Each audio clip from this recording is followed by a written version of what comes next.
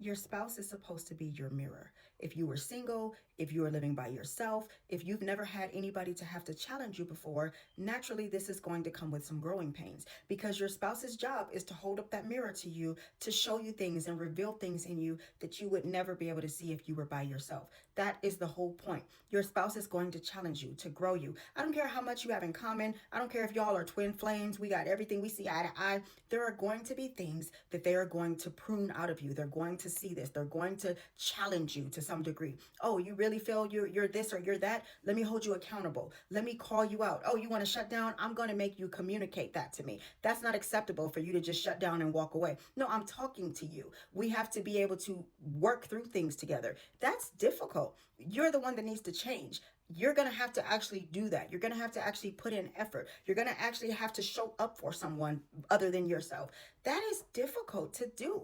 When you see these couples that they've been together for 30, 40, 50 years, they've gone through that process. They know each other. They've gone through the work that it takes to get to that point.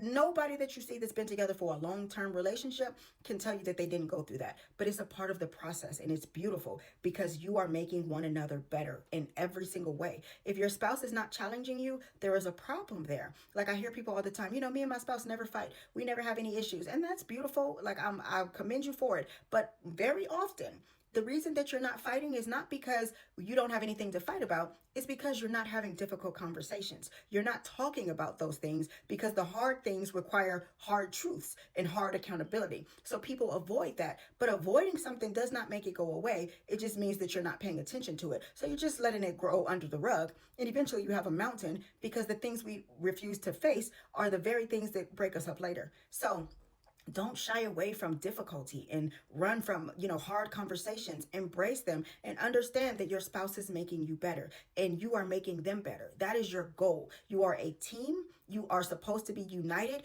and you're going to grow. You're going to be in different situations where one of us with this job and, this career change and we might be in school. We might lose a job. We might lose family. We might lose a child, God forbid. We're going to go through life. Life is going to life, whether you're single or you're with someone. But being with someone means now life is lifing and this might change my person. This might impact them. They might have mental problems. Like anything can happen. So naturally, it's not easy to deal with someone. But as long as you choose to be standing together, united as a united front, no matter how life lives, we are going to work through this together. No matter what happens, you and I are a united front.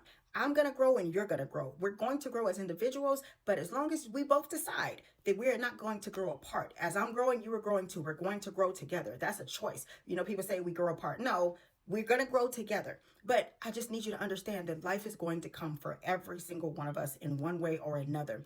This is why love is hard, because no matter what I'm going through, I cannot shut down. I have to show up for someone. I still have to make the commitment. Even when love is not roses, even when we're out of the honeymoon stage, even when it gets hard, I have committed to you to stand here with you in the fire, in the storm, in the rain.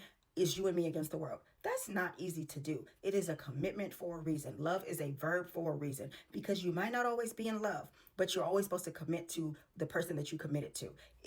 Love comes in a million seasons. One season we're up, one season we're down. Like I always tell y'all, the only key to that is we both can't be unhappy at the same time. You might not be happy right now and I might not be happy the next time. But as long as we're not unhappy at the same time, we can make this work. So yes, babies, love is not easy, but it is worth it. It is worth it to go through that storm, to get to know each other the way that only you can get to know each other when you've gone through something, to raise your children together, to grow old together, to see the world together. There's so many beautiful facets of love that it is worth it if you're willing to do the work. But if you think that we just about to post pictures on Instagram and it's just going to be beautiful and we're just going to be happy at all times, you're not ready for a relationship. You got to be ready to roll up your sleeves and do the work because you never know how life is going to dish the cards out to you. And as long as y'all willing to know that we working with the same hand and we're going to play together, we can handle any cards that are dealt to us. But baby, your partner is going to make you better. Your partner is going to be there to stand in the gap with you when times get hard. Your partner will sometimes be the reason why times get hard.